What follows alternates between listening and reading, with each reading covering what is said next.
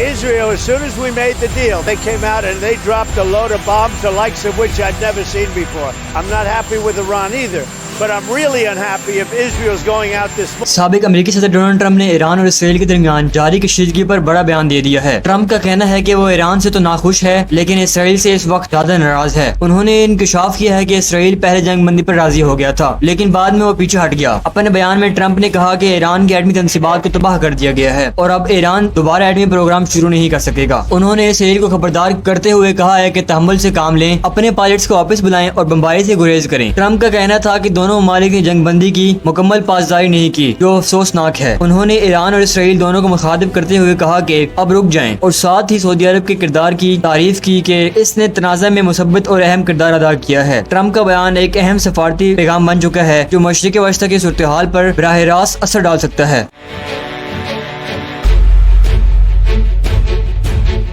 वज़ीर-ए-आज़म शहबाज शरीफ का ईरानी सदर मसूद पज़ीशान से टेलीफोनिक रब्ता, अमन की बहाली और सफारती मुज़ाकरात की ताकीद, पाकिस्तान की असूली हिमायत पर इजहार तशक्कर। ईरान ने मौक़िफ़ पेश किया है कि जंग बंदी नाफिज हो चुकी है और अब मज़ीद नुकसान नहीं होगा।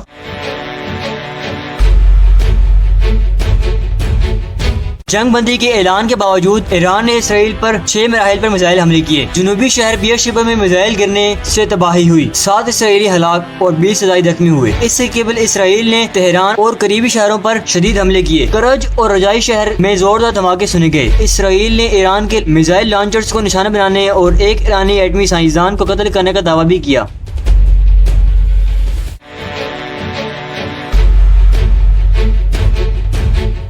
पाकिस्तान ने भारत के रतला और कृष्ण गंगा रोकने के भारतीय दरख्वास्त को मुखालफत की। पाकिस्तान ने इन्हें इंडस वाटर ट्रेटी और कम बहाव के हवाले से चैलेंज किया।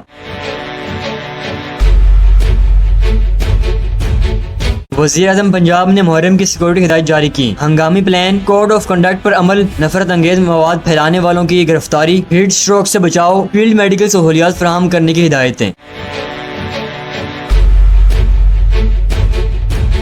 पाकिस्तान स्टॉक एक्सचेंजिंग में कारोबार का आगाज मुसब्बित हुआ। 100 इंडेक्स में 4300 से ज़ायद पॉइंट्स का इजाफा रिकॉर्ड किया गया। आलमी मंडी में खाम तेल ब्रांड की कीमत में 9% कमी हुई और कीमत $70 फी बैरल तक पहुंच गई। WTI खाम तेल की कीमत में भी 7% से ज़ायद कमी हुई, जो $68.91 फी बैरल रही।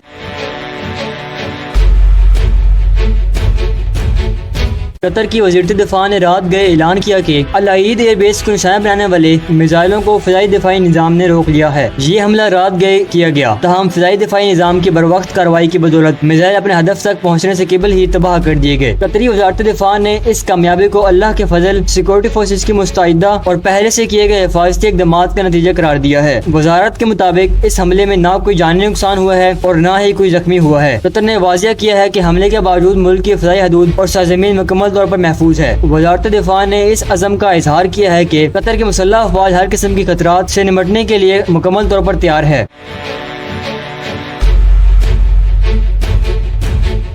मुत्तहिदा अरब अमारात, कतर और कुवैत ने अपनी फ़िज़ाई हदूद खोल दी है। फ़िज़ाई ट्रैफिक के बढ़ने से अमारत में फ़्लाइट शेड्यूल मुतासिर हुआ और कौमी एयरलाइंस का खलीजी परवाज़ों का ऑपरेशन बहाल कर दिया गया है। कराची, लाहौर और इस्लामाबाद समेत मुख्तलिफ एयरपोर्ट से 55 परवाज़ों में 4 से 13 घंटे की ताख़ीर हुई।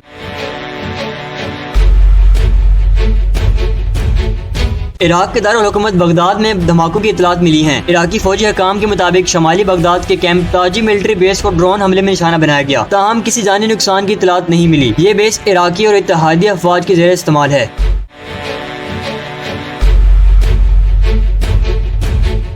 जर्मनी की चांसलर ने इसराइल से गजा में जंग बंदी का मुतालबा किया। कहा कि वक्त आ गया है कि गजा में फ़ाल जंग बंदी की जाए। अमेरिका को भी किरदार अदा करना चाहिए।